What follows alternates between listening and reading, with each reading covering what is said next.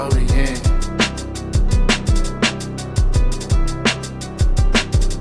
Napoleon's grand army, so grand, a formidable force, proving when will they listen. They are well trained and at their full force, and led by a leader with some vision. They may not like the fact he crowned himself King of Italy, so yet another coalition moves against him. But they don't understand they are 2 steps behind of Napoleon, who is on a mission. Reformed this army into corps, thousands of men led by a marshal. They have cavalry and artillery, engineers, scouts, their own transport, so each corps could fight and move independently, take different roads, move at speed, far faster than the old concentrated forces of the stubborn enemies. Move with precision, strike fast if they don't listen. They will make moves a step slow. They don't know what they're fighting for.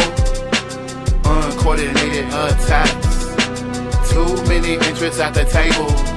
So if they move it isn't really fast, and if they move it isn't really stable.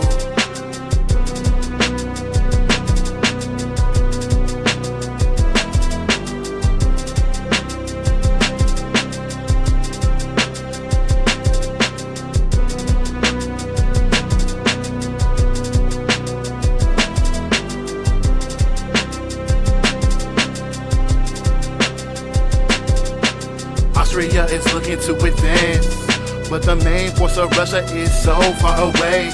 General Mack is too eager to strike, and to Bavaria he stretched, called it fate, because swooping down from the north at breakneck speed, Napoleon's army a sight to be seen. Feigning attacks to keep the Austrians engaged, then envelop them at home, washing them away. Austria surrenders their forces, the Russians halt their march.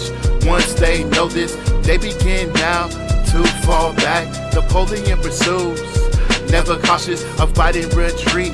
They slip away as the French take Vienna, just like this. When they close in on the Russian forces, battlefield is selected, a town called Austerlitz. Move with precision, strike fast if they don't listen. They will make moves a step slow. They don't know what they're fighting for. Uncoordinated attacks, too many interests at the table. So if they move it isn't really fast, and if they move it isn't really stable. It isn't really stable. It isn't really stable. It isn't really stable.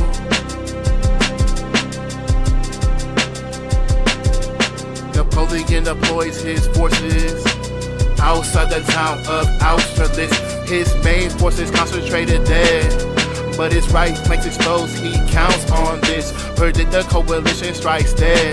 A sweeping move to envelop. He's hoping they dare. Then he will attack them on the heights, their exposed flank, and defeat them there. The coalition on the Prussian heights sees Napoleon's right flank, so they dare. They plan to attack his weakened lines, then sweep around to engage, unaware they're playing into Napoleon's hands. So as the fighting starts, coordination is the key. Napoleon possesses and they don't.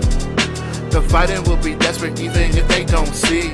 Move off the heights, giving up their position. The French close in, desperation if you listen to the cannon fire and the gunshots. Cavalry is charging back and forth, they will mention ways and ways of men strut down rapidly. The Russians hold their lines precariously. All it takes is one charge to break through, taste defeat. The Allies, the Russians on the heights retreat. Then Napoleon's forces turn to the right wing. The fighting there, desperate, both sides challenging. They move to envelop the Allies trapped there, and once they realize they flee, but to where? Some forced to cross a frozen lake to get past. The French open fire with cannon blast, trying to break the ice. Men and horses disappear in the frozen water. Their defeat rests here, and that's the art of precision.